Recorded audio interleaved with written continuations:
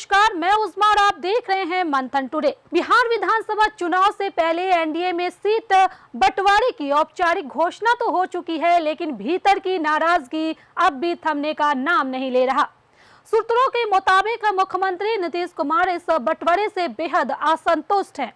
उन्होंने कार्यकारी अध्यक्ष संजय झा को इस मुद्दे पर फटकार लगाई है। मुख्यमंत्री नीतीश कुमार 9 सीटों के बंटवारे से नाराज बताए जा रहे हैं। असल वजह है राजगीर विधानसभा सीट, जो हमेशा से जेडीयू के खाते में रही है, लेकिन इस बार एलजेपी को दे दी गई। बताया जा रहा है कि इस फैसले से नीतीश कुमार आग बबूला हो उठे हैं और उन्होंने पार्टी नेताओं से साफ कह दिया है कि राजगीर पर कोई समझौता नहीं होगा, यह सीट जेडीयू ही लड़ेगी। इस बीच सीएम नीतीश कुमार ने आज मुख्यमंत्री आवास में मीटिंग बुला ली। नीतीश को मनाने गृह मंत्री अमित शाह बिहार आ रहे हैं। सीट शेयरिंग के बाद भी एनडीए में तनातनी है। सीट शेयरिंग को लेकर तनातनी की खबरों के बीच एनडीए की डिप्टी सीएम सम्राट चौधरी, मंत्री नितिन नवीन, लोजपा के अध्यक्ष चिराग पासवान, उपेंद्र कुशवाहा जैसे बड़े नेताओं ने सोशल मीडिया पर एक जैसे पोस्ट शेयर की है, जिसमें लिखा है एनडीए दलों में सीट संख्या का विषय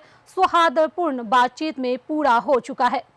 कौन दल किस सीट पर लड़ेगा, यह चर्चा भी सकारात्मक बातचीत के साथ अंतिम दौर में है। हालांकि जेडीयू और हम के किसी भी नेता ने यह पोस्ट शेयर नहीं किया है। बताया जा रहा है कि राजगीर ही नहीं, मोरवा और तारापुर सीटों पर भी मतभेद गहराते जा रहे हैं। 2020 में जेडीयू मोरवा सीट हार चुकी थी, फिर भी वह उसे छोड़ने को तैयार नहीं है। दूसरी ओर तारापुर, जिस पर जेडीयू ने विधानसभा और उपचुनाव दोनों में जीत हासिल की थी, उसे लोजपा के खाते में देने के दबाव से नीतीश नाराज हैं। उधर चिराग पासवान भी किसी तरह के समझौते को तैयार नहीं। परिणाम यह है कि एनडीए के अंदर गतिरोध बढ़ता जा रहा है।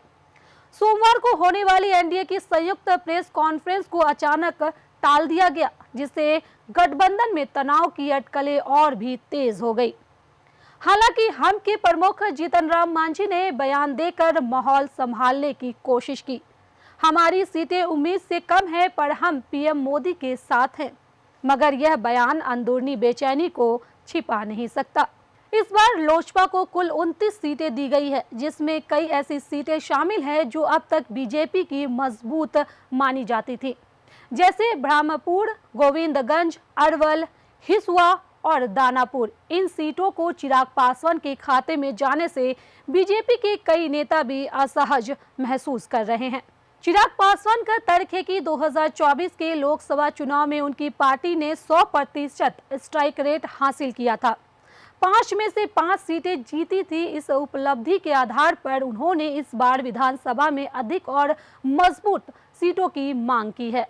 हालांकि बीजेपी के वरिष्ठ नेता गिरिराज सिंह ने चिराग के इस दावे पर तीखा तंज कसते हुए कहा कि 2010 में असली स्ट्राइक रेट तो जेडीयू बीजेपी की जोड़ी ने दिखाया था, 89% तक। उनका इशारा साफ था कि चिराग पासवान को अपने कद और भूमिका का अंदाजा होना चाहिए। हम के अध्यक्ष जीतन राम मांझी ने भी सीट बंटवारे को लेकर नाराजगी जताई है। उन्होंने कहा कि 2020 में उन्होंने 8 सीटों पर चुनाव लड़ा था, लेकिन इस बार सिर्फ 6 सीटें मिली है। मांझी ने यह भी जोड़ा कि नाराजगी अपनी जगह है, पर हम एनडीए और पीएम मोदी के साथ हैं।